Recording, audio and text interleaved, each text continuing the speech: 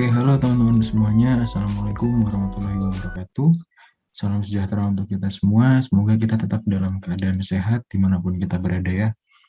Nah, pada kesempatan kali ini kami akan memaparkan sebuah materi yaitu terkait vaksin. Nah, kita di sini akan berkenalan dengan vaksin, mengenal lebih jauh dan belajar bersama-sama tentang vaksin itu seperti apa, ya, kemudian cara kerjanya. Nah, apa saja yang akan kita bahas di video kali ini, yaitu yang pertama adalah penjelasan mengenai apa sih vaksin itu sendiri sebenarnya, kemudian cara kerjanya seperti apa, kemudian pentingnya vaksin, kenapa kok kita harus divaksin, kemudian manfaat apa saja yang kita dapatkan setelah vaksinasi, kemudian kita akan belajar bersama-sama mengenai apa itu herd immunity, dan yang terakhir adalah reaksi yang dapat terjadi setelah proses vaksinasi. Nah, bahasan pertama yaitu apa itu vaksin? Nah, jadi vaksin ini adalah semacam bahan yang mengandung zat yang disebut antigen yang dibuat untuk merangsang pembentukan kekebalan tubuh dari suatu penyakit sehingga bisa mencegah terjangkitnya dari penyakit tersebut. Nah, contohnya vaksin COVID-19 yaitu adalah vaksin yang dibuat secara khusus untuk mencegah tubuh dari paparan virus COVID-19. Nah, bagaimana cara kerjanya? Sebelum kita membahas lebih lanjut tentang cara kerja vaksin, di sini kami akan mencoba untuk sedikit memberikan pengantar begitu ya, bahwa sebenarnya di dalam tubuh kita itu ada yang namanya sistem kekebalan tubuh.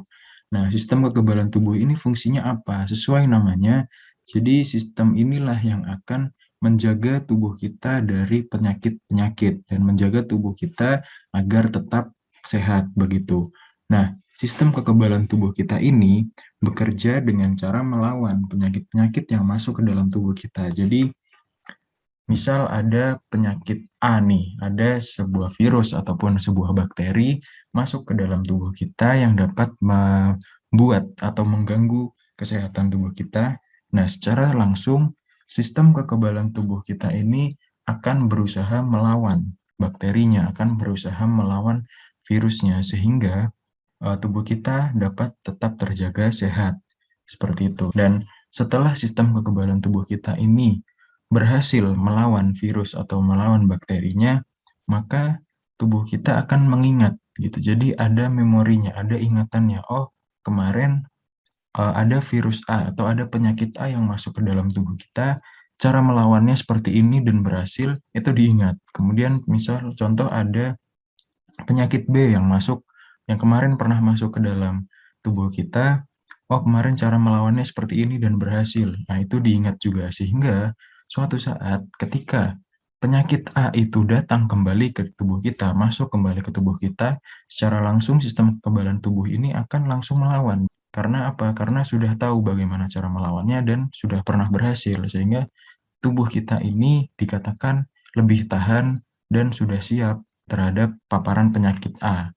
Nah, yang menjadi pertanyaan adalah bagaimana kalau penyakit itu adalah penyakit yang baru yang mana tubuh kita belum memiliki memori atau belum mengerti cara melawan penyakit itu seperti apa.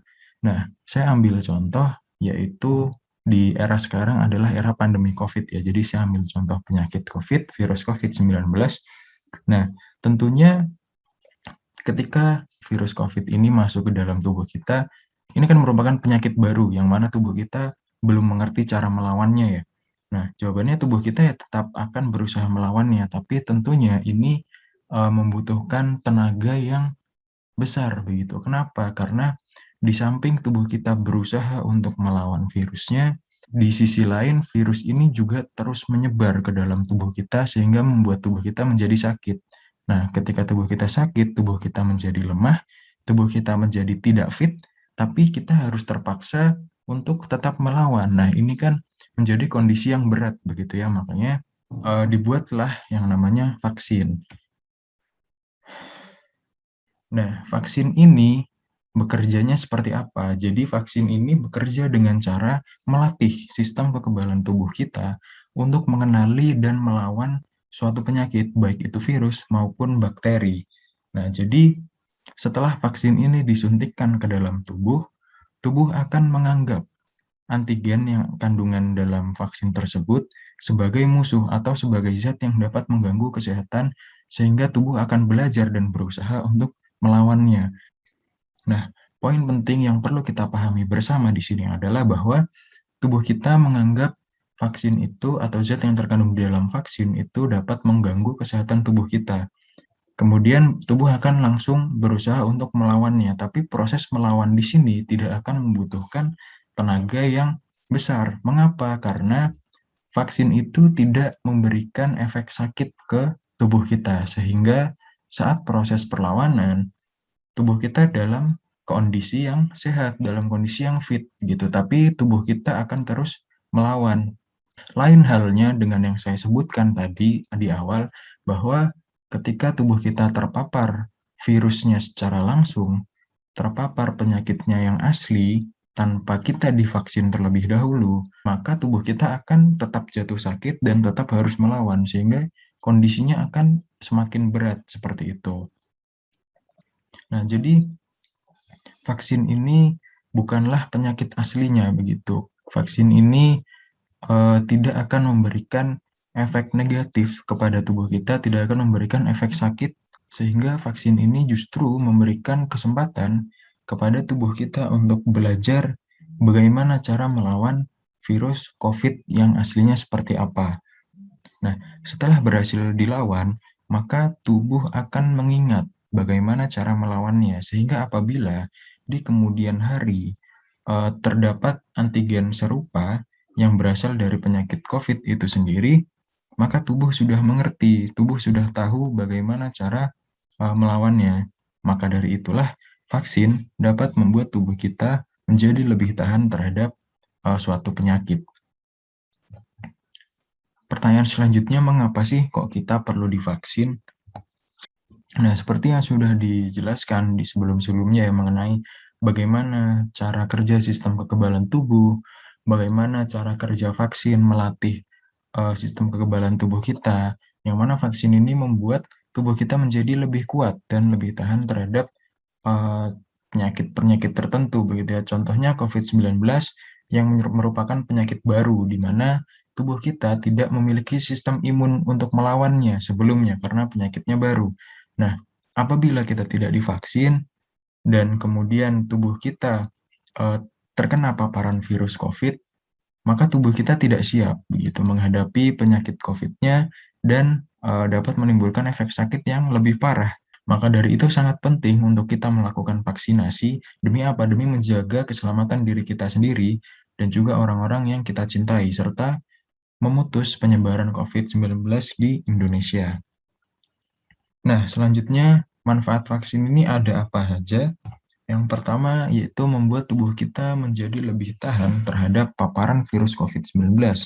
Yang kedua, apabila terpapar virus COVID-19, maka dampak penyakitnya ini tidak akan parah karena tubuh kita memang sudah lebih siap dan lebih tahan. Yang ketiga yaitu melindungi orang-orang yang ada di sekitar kita. Yang keempat yaitu menghentikan penyebaran virus COVID-19. Dan yang kelima membantu menciptakan herd immunity. Nah, apa itu herd immunity? Akan kita bahas di bab selanjutnya. Herd immunity adalah kondisi saat sebagian besar populasi memiliki ketahanan tubuh terhadap suatu penyakit. Dengan begitu, secara tidak langsung penyebaran penyakit dapat dihentikan karena sebagian besar orang-orang yang ada di populasi tersebut sudah tahan terhadap penyakit tersebut. Nah, maka dari itu sangat penting untuk kita melakukan vaksinasi. Untuk apa? Untuk mempercepat tercapainya herd immunity ini sendiri. Contohnya ketika ada seseorang yang dia sebenarnya terpapar virus COVID, tapi dia tidak menimbulkan gejala, tidak memunculkan gejala atau yang sering kita sebut sebagai OTG. Nah, dia akan merasa biasa-biasa saja dan tetap melakukan aktivitas sehari-harinya seperti biasa, tetap bertemu dengan orang lain.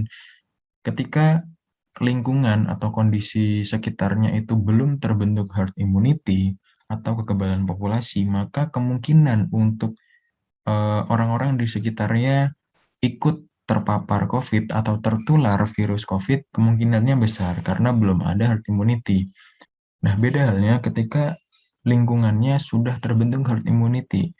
Orang-orang yang ada di sekitarnya sudah tahan begitu terhadap penyakit COVID dengan cara vaksinasi, maka kemungkinan untuk tertularnya virus COVID akan jauh lebih kecil, sehingga dengan begitu penyebaran virus COVID bisa segera dikontrol, bisa segera ditekan seperti itu.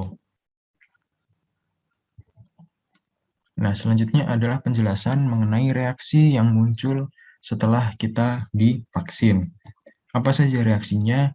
Yang pertama yaitu ada reaksi lokal seperti nyeri, bengkak, ataupun kemerahan pada daerah suntikan, dan juga dapat berupa reaksi sistemik seperti demam, nyeri otot pada tubuh, badan terasa lemah, ataupun berasa pusing. Yang perlu kita pahami bersama adalah bahwa reaksi ini biasanya muncul beberapa jam setelah pemberian vaksin, dan juga reaksi ini bersifat sementara dan tidak berbahaya begitu.